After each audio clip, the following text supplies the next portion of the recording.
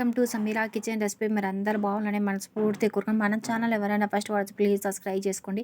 ఈ రోజు అయితే నేను చికెన్ కర్రీ చేయబోతానండి. చికెన్ కర్రీ అయితే చాలా బాగుంటుంది. మన రైస్లో చపాతీలో చాలా బాగుంటుందండి.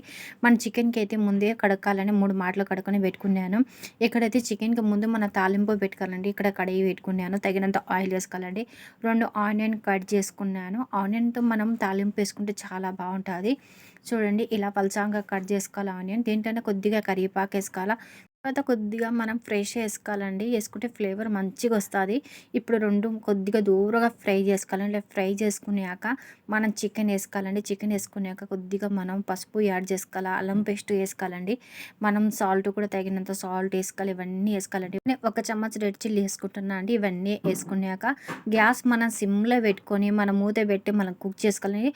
మన వాటర్ అనేది కూడా అవసరం లేదండి. దీంట్లో చికెన్లో చాలా వాటర్ అనేది చాలా ఊరుతాయండి. చూడండి, చికెన్ అనేది ఇప్పుడు కుక్ చేసుకున్నాను. వాటర్ కూడా చాలా వచ్చిందండి. ఈ వాటర్ మనకు కుక్ అయ్యే వరకు మనం ఇలా కలుపుతూనే ఉండాలండి. వాటర్ కుక్ అయిపోయినాక దీంట్లో అయితే కొద్దిగా కొత్తిమీర, 2 టమాటా పళ్ళు, 2 గ్రీన్ చిల్లీ ఇవన్నీ వేసుకోవాలండి. వేసుకున్నాక దీంట్లోనే మనకు ధనాల మసాలా ఉంటే వేసుకోవచ్చండి. నేనైతే ఒట్టి కొబ్బరి కూడా వేసుకుని చాలా చిక్కగా టేస్ట్గా ఉంటుంది. ఇక్కడైతే 3 స్పూన్లు ఒట్టి కొబ్బరి వేసుకుంటున్నాను. వేసుకున్నాక ఒకసారి మనం మంచిగా కలుపుకోవాలండి. కలుపుకున్నాక మీకు తగినంత వాటర్ పైనుంచి వేసుకోవాలా.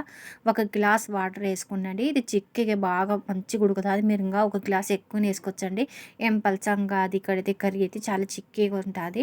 ఇప్పుడు ఇవన్నీ వేసుకున్నాక ఒకసారి బాగా మంచిగా కలుపుకున్నాక కొంచెం గ్యాస్ సిమ్లో పెట్టుకొని మనం మూత పెట్టి సిమ్లో కుక్ చేసుకుంటే మన టమాటా పళ్ళు అన్నీ కుక్ అయిపోతాయి. చూడండి, మంచిగా కుక్ అయిపోయినాయి. ఒకసారి బాగా మంచిగా కలుపుకున్నాక మనకి ఎంత గ్రేవీ కావాలంటే అంతగా పెట్టుకోవచ్చండి. ఎంత చిక్కగా కావాలంటే అంత పెట్టుకోవచ్చు.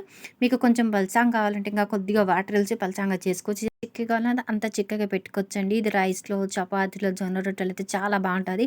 ఇది బంగానపల్లి సైడ్ అయితే చాలా మంచిగా ఇస్తారండి. చికెన్ కూర, రైస్, జొన్న రొట్టె అండి. మా అమ్మలు అయితే చాలా మంచిగా ఇస్తారు. రెసిపీ చాలా బాగుంటుందండి. మీరు ఒకసారి ట్రై చేసినాక నా కామెంట్లో చెప్పండి. వీడియో నచ్చినట్లయితే లైక్ చేయండి, షేర్ చేయండి, సబ్స్క్రైబ్ చేయండి.